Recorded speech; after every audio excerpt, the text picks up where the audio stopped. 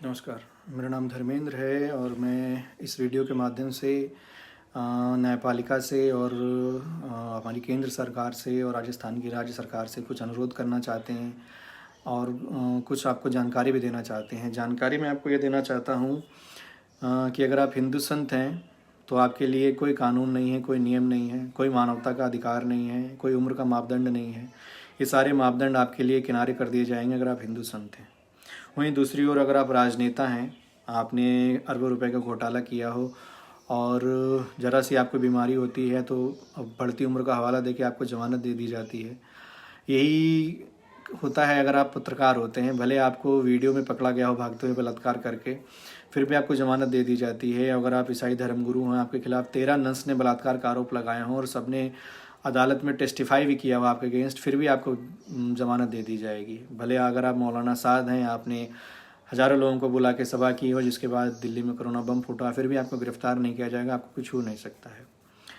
ये सारे मापदंड एक तरफ हैं और जैसे ही ये इनमें से कुछ भी चीज़ किसी हिंदू संत के साथ होती है, भले उस पर कोई एक आरोप तक लगा दिया जाता है, तो सारे मापदंड साइड कर दिए जाते हैं और उसको जेल में ठूंस दिया जाता है। यही कुछ हुआ है संत श्री आशाराम जी बापू के साथ, क्योंकि पिछले 8 साल से उनको एक भी दिन की बेल नहीं दी गई। सज़ा होने के बाद एक भी दिन की पैरोल नहीं दी गई, जबकि संविधान कहता है सज़ा पाए हुए व्यक्ति को 30 दिन की पैरोल का अधिकार है 1 साल में, वो भी नहीं दिया गया। वहाँ के डीएम ने, सरकार ने मना कर दिया।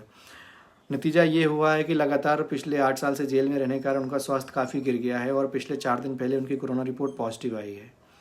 जो उनका ऑक्सीजन लेवल है बॉडी में वो भी नॉर्मल से नीचे है और जो कि गिर रहा है और उनके लंग्स में भी इन्फेक्शन फैल गया है हल्का सा।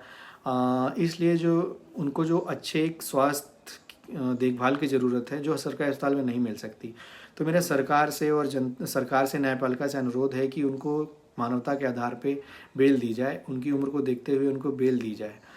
आज चलिए आपकी एक दूसरी क्राइटेरिया हम मान लेते हैं कि अगर कोई व्यक्ति समाज में मानवता का काम कर रहा है तो उसको आप बेल देते हैं, जैसे आपने सलमान खान को दी।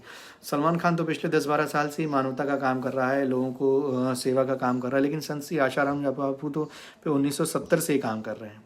1970 से उन्होंने हजारों ऐसे केंद्र खोले जहाँ पे गरीबों के लिए अन्न बांटा जाता, वस्त्र बांटे जाते हुए काम रोज़ हो रहा है। आप कभी भी कहीं का रिकॉर्ड उठा के देख सकते हैं, चाहे कहीं बाढ़ आई हो, चाहे कहीं भूकंप आया हो, सबसे पहले अगर कोई पहुंचता है तो संत श्री आशाराम बापू के समिति पहुंचती है सेवा करने के लिए। अभी भी जगह जगह अन्न वितरण हो रहा है, भंडारे हो रहे हैं, जिससे गरीब लोगों को भोजन से वंचित ना होना पड़े। अगर यही आधार है तो आप इस आधार पर आशाराम जी बापू को बेल दीजिए तुरंत। अगर आप अपने उम्र के आधार पर आपने कई लोगों को बेल दी है, अगर आपका उम्र ही एक मापदंड है तो 85 वर्षीय हिंदू संत जो कि कमज़ोर है, बीमार है, उस आधार पर बेल दे दीजिए। आपने एक ऐसे केस को सुना देखा होगा जो कि अगर उसकी ज़मीनी हकीकत देखी जाए तो वो कहीं है ही नहीं। ये सारा केस मीडिया का बनाया हुआ है। एक मीडिया ने ऐसा फोबिया क्रिएट कर दिया जिस ऐसे केस को बलात्कार का बना दिया जिसमें बलात्कार ही नहीं है, कहीं बलात्कार नहीं है। मेरे हाथ में मेडिकल रिपोर्ट है लड़की की, इसमें साफ साफ लिखा हुआ है बड़ा लड़की वर्जिन है। अब कहाँ से मान लें भाई बलात्कार हुआ है? मेडिकल रिपोर्ट तो गलत नहीं कहती, हाइमन इंटेक्ट लिखा हुआ है इसमें। इंटेक्ट मीन्स क्या है? वर्जिन है लड़की। और दूसरा आप देखते हैं इसमें एफआईआर में बहुत सारा विरोधाभास है। इस एफआईआर में इतना विरोधाभास है कि आप जो अगर कोई जरा सा भी एक वकील एक बार इसको पढ़ेगा तो वो पहली बार में इसको रिजेक्ट कर देगा, समझ जाएगा कि इसमें बहुत ज़्यादा गड़बड़ है। लेकिन इस एफआईआर को भी जोधपुर पुलिस ने गंभीरता से ना लेके बस पोक्सो देख के जो भी चीज़ें लिखी उनके आधार पर धाराएँ लगा दी, लेकिन उनको कभी क्रॉस एग्जामिनेशन करके चेक नहीं किया।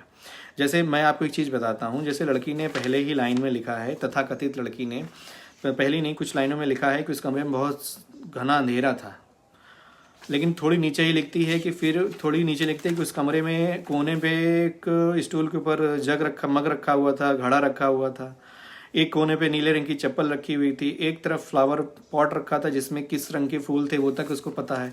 फिर ये कि 2 चीज़ें कह सकती हैं, या तो अंधेरा हो सकता है या तो सारी चीज़ें उसको दिख सकती हैं। ये सारी चीज़ों को नजरअंदाज किया गया, एक फेक केस क्रिएट किया गया और पोक्सो लगा दिया गया और उनको सज़ा दे दी गई।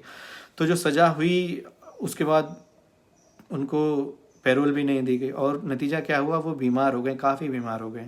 तो मेरी हिंदूवादी सरकार से, न्यायपालिका से एक अनुरोध है कि कृपया करके किसी तरह से उनको बेल दी जाए जिससे उनका अच्छे से इलाज हो सके, उनका ख्याल रखा जा सके। और ये उनके सारे जो जितने भी भक्त हैं, करोड़ों में, कोई कहता करोड़ों में है, कोई कहता 4 करोड़, कोई कहता 5 करोड़, आप 1 करोड़ ही मान लो, उन सब की तरफ से आपसे हाथ जोड़ के विनती है कि कृपया करके इस तरह का कोई कदम उठाए जिससे हम लोगों को थोड़ी सी आस बंधे सरकार से और बापूजी को न्याय मिले, बापूजी के स्वास्थ्य की रक्षा हो सके। आपसे हाथ जोड़ के विनती है।